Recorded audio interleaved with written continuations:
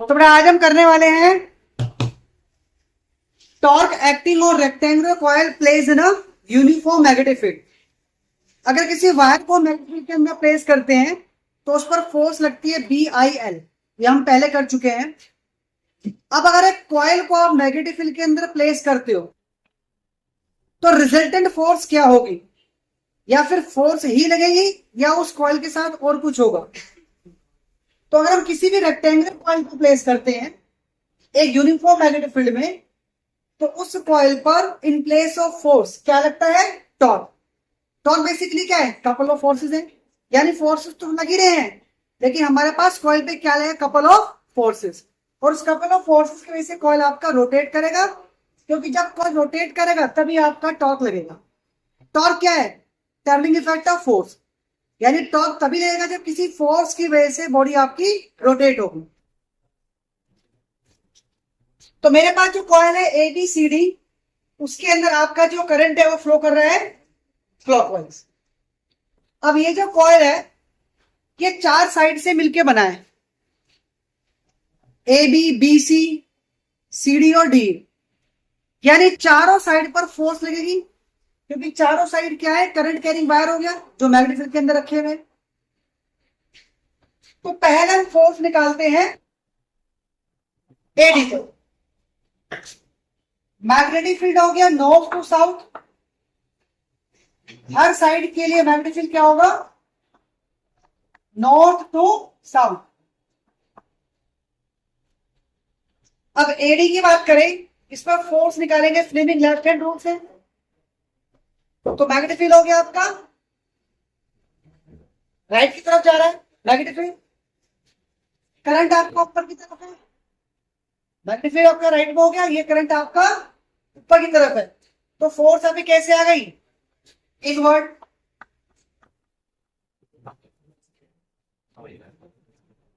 Magnetic field north to south, current आपका ऊपर है तो ये फिंगर को आपको ऊपर कर दिया, तो जो हमारा थंब है वो हमारा inward to the black hole, यानी AB पर फोर्स कैसे लगेगी, इनवर्ड। इस फोर्स को कैलकुलेट करते हैं, BI लेंथ क्या है AD, लेकिन मैंने कहा था इस फॉर्मूले के अंदर लेंथ आप हमेशा करंट की डायरेक्शन में लोगे। करंट फ्लो कर रहा है D टू A, तो लेंथ क्या लोगे, DA। और लेंथ और मैग्नेटिक फील्ड के एंगल बीच में क्या आ गया, 90 साइन 90। तो ऐसे F1 क्या आ जाएगा, BIL, DLN साइन 90 आपका हो गया 1, ये आपके पास F1 आ गया। अब हम निकालेंगे BC पर फोर्स, वो आपकी आ जाएगी अपवर्ड। क्यों, क्योंकि डायरेक्शन अगर इसके बिल्कुल अपोजिट है। आप निकाल के देखो मैग्नेटिक फील्ड आपका नॉर्थ टू साउथ, करंट क्या आपका नीचे की तरफ है, तो फोर्स कैसे होगी आपकी, outward.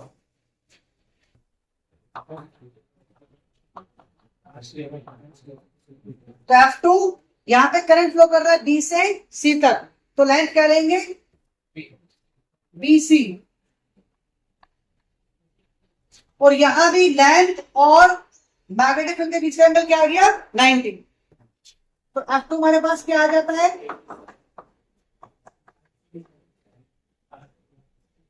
F2 is also equal to BIL। F1 और F2 दोनों फोर्सेस कैसी हैं, इक्वल है इन टर्म्स ऑफ मैग्नीट्यूड, लेकिन अपोजिट है किसमें, डायरेक्शन में। F1 आपकी इनवर्ड है, F2 आपकी आउटवर्ड। अब निकाले फोर्स AB पर और CD पर। देखो AB वायर और CD वायर दोनों की पोजीशन दोनों पोल से सिमिलर है, AB और CD की लेंथ भी सेम है, दोनों के लिए मैग्नेटिक फील्ड भी सेम हो गया। तो दोनों पर जो फोर्स आएगी वो क्या आएगी, इक्वल आएगी इन terms of magnitude, but opposite होगी डायरेक्शन में। क्यों, क्योंकि ए बी और सी डी में करंट डायरेक्शन क्या है, अपोजिट है, तो फोर्स भी कैसे आएगी, अपोजिट। यानी ए बी पर और सी डी पर जो फोर्सेस आएंगे वो कैसे होंगे, इक्वल है, अपोजिट।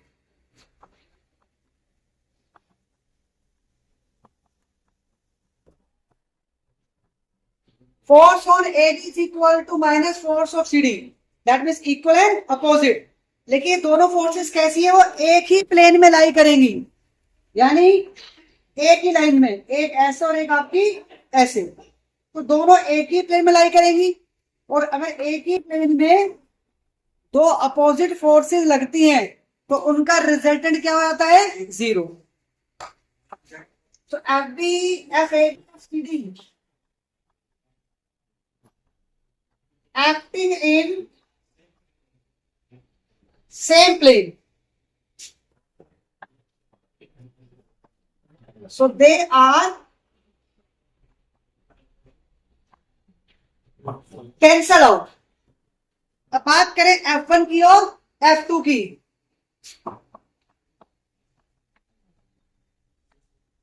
F1 एंड F2, ये दोनों फोर्सेस भी कैसी हैं, इक्वल है। इक्वेशन 1 और 2 को देखो, they are equal in terms of magnitude, लेकिन अपोजिट है इन टर्म्स ऑफ डायरेक्शन। लेकिन अपोजिट भी कैसी है, डिफरेंट प्लेन में, एक लग रही है ऊपर, एक लग रही है नीचे। यानी इस पर देखो, एक लग रही है नीचे, एक लग रही है यहां से ऊपर, तो ये हो गया डिफरेंट प्लेन। इस चौक को आप देखो, अगर इस चौक पर मैं एक फोर्स लगाऊं यहां से इनवर्ड और यहां से लगाऊं मैं आउटवर्ड, जब दोनों फोर्स एक साथ लगेंगी तो क्या होगा, रोटेट। तो यानी इन दोनों फोर्सेस की वजह से आपका कॉइल क्या होगा, रोटेटेड। सो F1 F2 क्या है, एक्टिंग इन डिफरेंट प्लेन,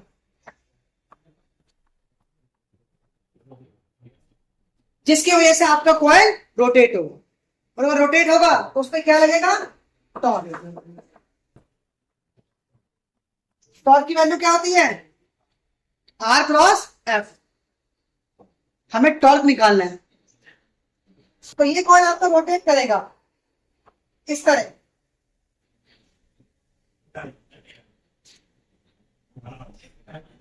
ये मेरे पास है साइड ए बी, ये वाली साइड,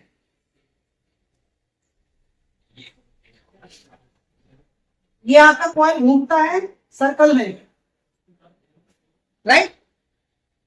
इस वाले पॉइंट पर लग रही है फोर्स नीचे की तरफ, और इस पर लग रही है ऊपर की तरफ। दो फोर्सेस की वजह से आपका कॉइल रोटेट हो रहा है।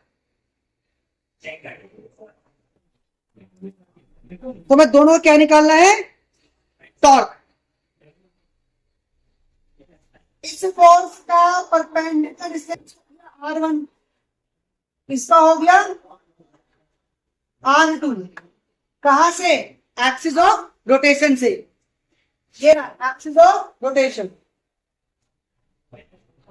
तो टॉर्क हमारा दोनों फोर्सेस की वजह से होगा, निकालिए वैल्यू। इसकी आ जाएगी F1 R1 और इसकी आ जाएगी F2 R2।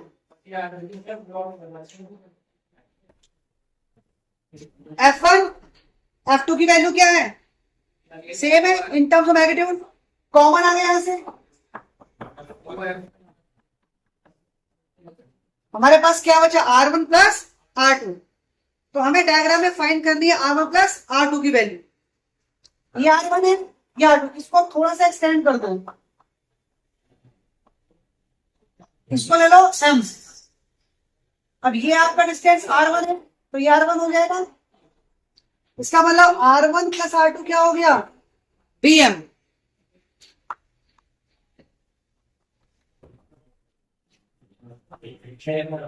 फोर्स हो गया BIL और R प्लस R2 प्लस क्या हो गया, BM। हमें BM निकालना है। ये मैग्नीट्यूड था, ये अगर आपका एंगल थीटा बन रहा है तो ये मैग्नीट्यूड आपका यहां पर है, ये एंगल थीटा है। मैं सेम डायग्राम को फॉलो कर रहा हूं। अगर ये थीटा है तो ये एंगल थीटा हो गया। कौन सा एंगल हुआ है, कौन सा एंगल हुआ? Alternate angle. थीटा के सामने का ये हो गया परपेंडिकुलर, आपको निकालना है बीएम, तो base upon hypotenuse, BM upon में ए बी कॉस थीटा। यहां से बीएम क्या आ जाएगा? A B cos theta. BM की वैल्यू आ गई। यहां पर पुट कीजिए टॉर्क के अंदर, torque equal to B I L, और बीएम हो गया A B cos theta. A B क्या है? रेक्टेंगुलर कॉइल की विड्थ या ब्रेथ। तो torque is equal to B I L हो गया बी, एल इंटू बी क्या हो गया? Area, L into B area. और अगर इस कॉइल में एन नंबर ऑफ टर्न्स हो तो इसको आप एन से क्या कर दोगे? मल्टीप्लाई। तो हमारे पास टॉर्क आ गया N B I A cos theta.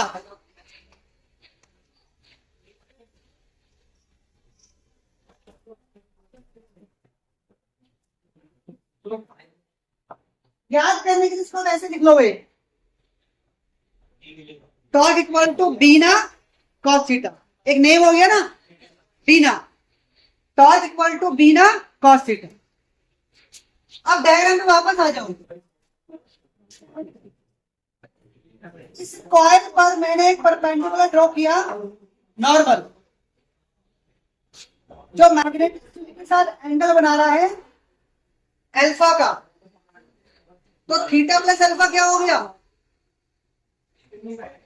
90। तो नॉर्मल ड्रॉ किया आपने, नॉर्मल 90 पे होता है, तो थीटा प्लस अल्फा हो गया 90, यानी कॉस थीटा हो गया कॉस 90 माइनस अल्फा।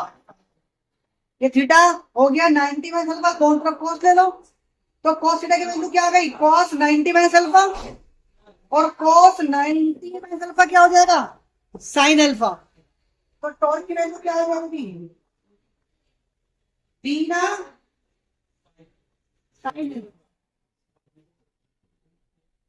इसका मतलब टॉर्क के बाद दो वैल्यू, बीना कॉस थीटा और बीना साइन अल्फा। दोनों में क्या आपको ये पहचानना है कि हमें थीटा दिया है या अल्फा दिया है। अल्फा क्या है? नॉर्मल और मैग्नेटिक फील्ड के बीच का एंगल। नॉर्मली क्वेश्चंस में आपको अल्फा ही दिया होता है, और थीटा क्या है?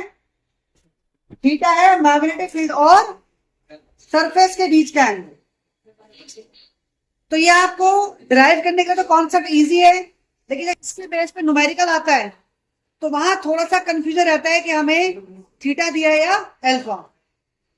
तो फॉर्मूले दोनों है, बस यहां पर आइडेंटिफाई कि आपको न्यूमेरिकल के अंदर थीटा दिया है या अल्फा। क्लियर है?